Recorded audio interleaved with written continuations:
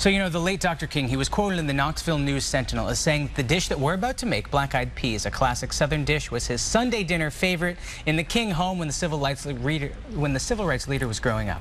Tinky Weisblatt is the author of the Pudding Hollow Cookbook, and she's going to help us cook up some delicious black-eyed peas. Tinky! Yeah.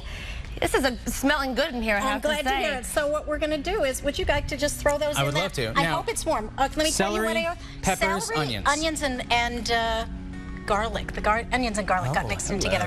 And I'm frying them in, I just fried up a little kielbasa. Yeah. That's what smells great. Oh, yeah. And then... So you make all these ingredients separately? Well, you can. I mean, you could probably, if you had a bigger pot. Yeah. Cook it all together? Yes. But before you do this, I should start backwards. Okay. The first thing that you do is that you're going to be doing the day before. You're soaking your black-eyed peas. These are black-eyed peas. So these are what they normally look like. Let's little tiny things. That's what the peas normally look like. So they soak overnight, and if you don't have overnight, an hour or two, whatever. But as long as they soak, that's the important part. Then they puff up. You drain them.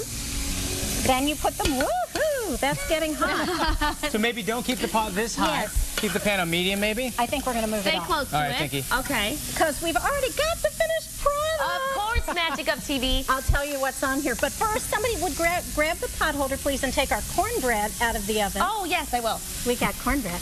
Okay, so take me through the steps. I know that's the finished product here, but we're sauteing this. We saute that, and we throw it, the beans, the kielbasa, and the kielbasa is optional, but I like it, and it's from a local smokehouse, Pekarski's, so that's nice. Put those all in the pot.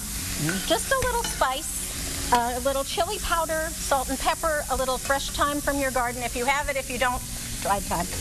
And then liquid, I put in 4 cups of chicken stock and 1 cup of water. It could be 5 cups of water. It could be vegetable stock. It's whatever. I like your way of cooking. It's very whatever flexible. you got, and in you make fact, it work. if you look at the recipe online, those peppers aren't in there, but I got them from my farm share, and they look so good. It's so these are bonus peppers. Of course we're going to throw them in. Now, what is this dish, when you put it all together, what is it called? It's called either black-eyed cheese. Black-eyed cheese. Black-eyed sounds cheese. good. I would eat black-eyed cheese. That sounds good, doesn't it? Or Hoppin' John is what you call it, particularly if you're serving it at New Year's Day. It's a Southern tradition to serve it at New Year's Day with collard greens. It symbolizes prosperity. The collard greens mean that money is coming in. Does it really? And you usually serve it with cornbread. So let's have some cornbread, and I'm going to give you guys. Yes, look at my adorable little mini cocotte.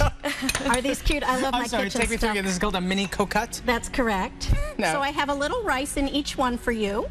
Oh, right. And then we have our. They're adorable. All right, Find some spoons. Wow, Let me look find at a this. spoon.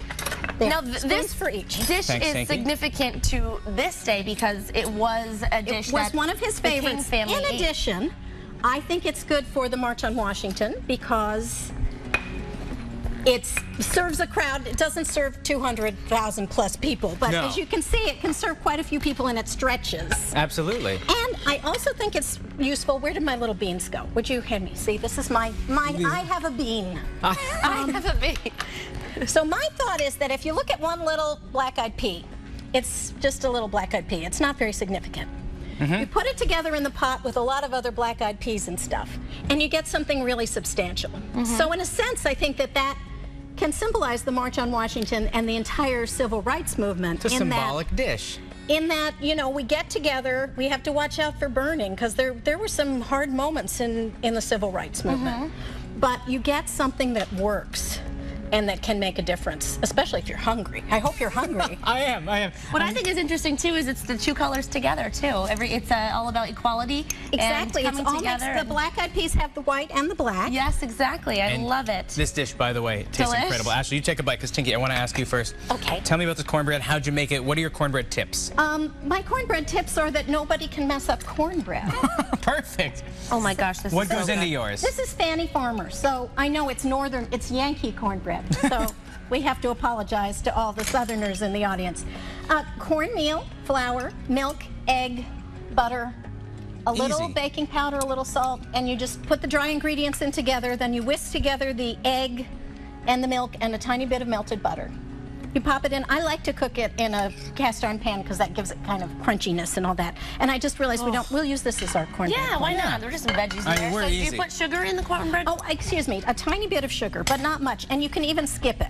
And if you want to get spicy, speaking of which, if you want to get spicy, you could put the hot sauce on your spice up your day. on your black-eyed peas. If you want to get spicy, you could put a little chipotle pepper.